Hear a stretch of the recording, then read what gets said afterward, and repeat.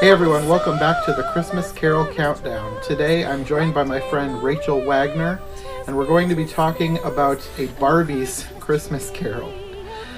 She chose for this week three different versions, and they were all versions I'd never seen before. I was originally thinking they were going to be more obscure, but one of them is sort of mainstream. I just had never seen it.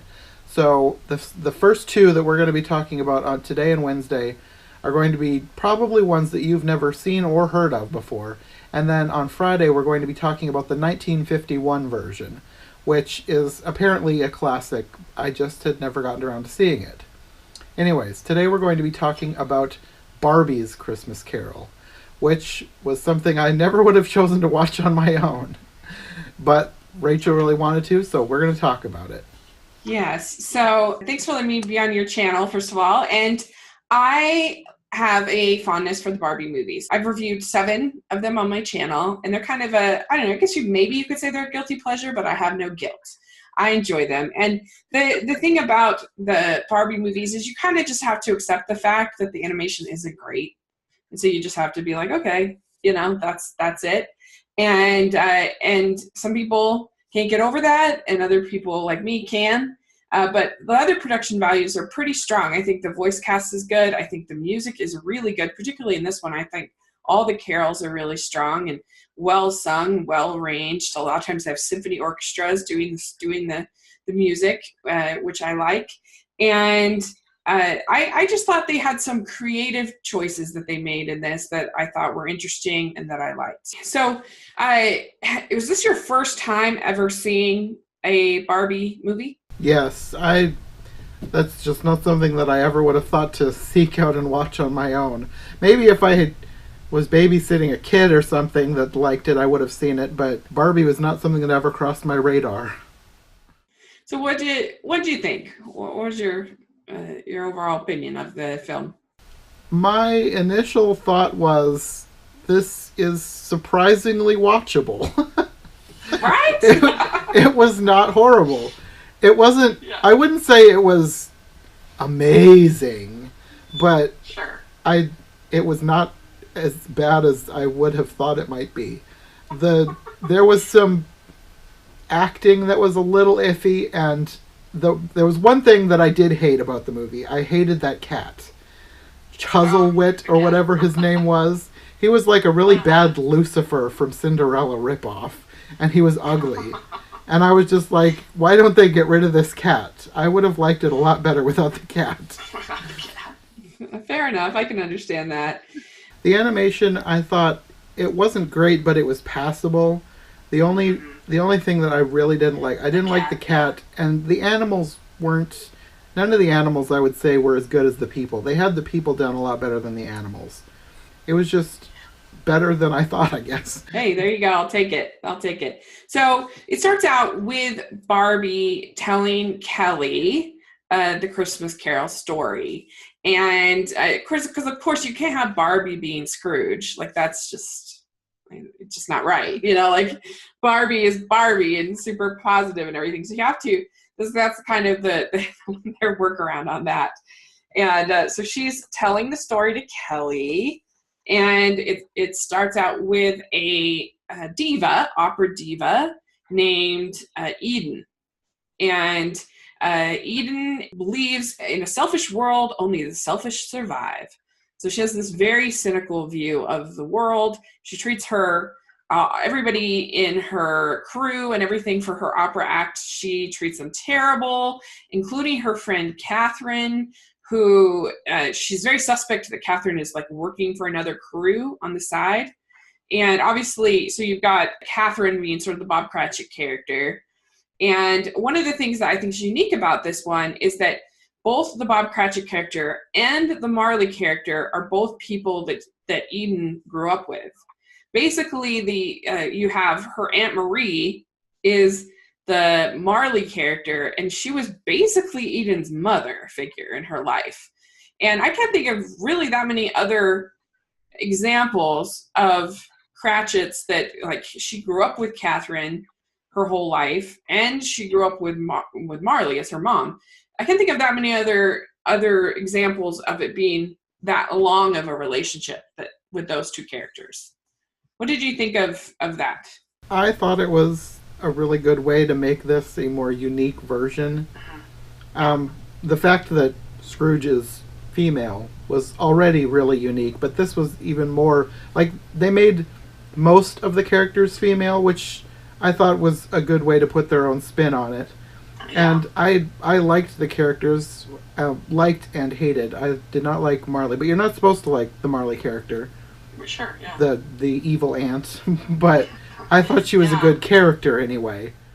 Because Marie believes that she's just determined that Eden is going to become famous and is going to become a opera singer, and so she just says you have to practice. You can't have any distractions at all in your life.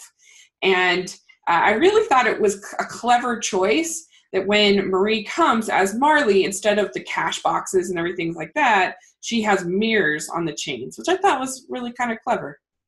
Yeah, I liked that touch, and I liked the way they were animated, sort of floating around her instead of dragging on the floor. It was a good way to set her ghost apart from other ghosts that you've seen. Yeah. And she's a very, manipulative, very kind of pretty intense character for this kind of film, I feel. So past comes, and it's a little girl, and she's like this ultimate like fangirl of Eden, which I thought was, again, kind of a clever choice. And so I think this movie does well is that that they make interesting choices, and it's not just completely by the books Christmas Carol. They do some different things, which I like. I have to say, the Ghost of Christmas Past was probably my least favorite of the ghosts because of her accent. Like, Okay. none of the characters have real accents, but most of them are passable English accents. This one just sounded like really bad Cockney. Okay. And Yeah. it kind of took me out of it the whole time.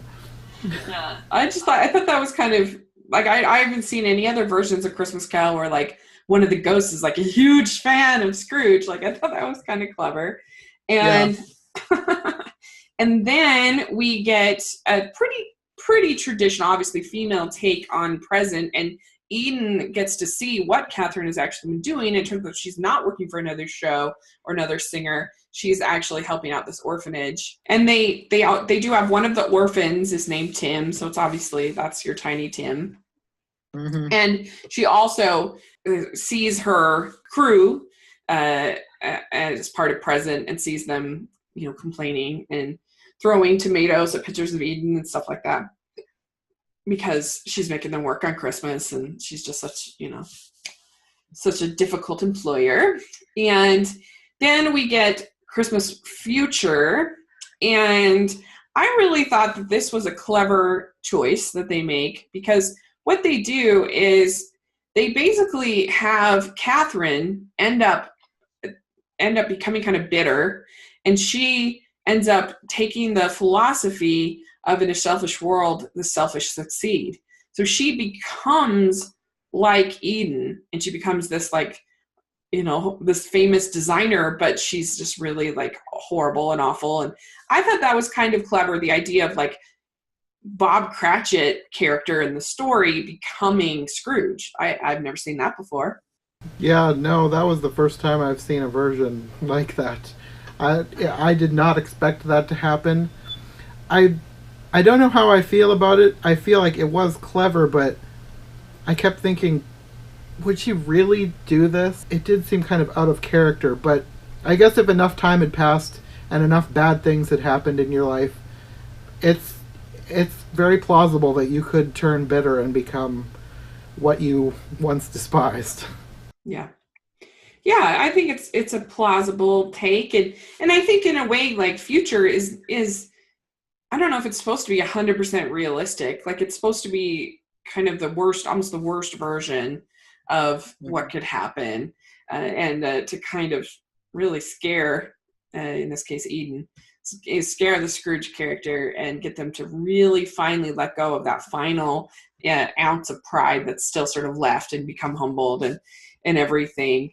And so, yeah, I mean, this is not my favorite Barbie movie, but I don't know. I think it's entertaining, and I think it makes, like I said, makes some interesting choices. So it's one that I enjoy.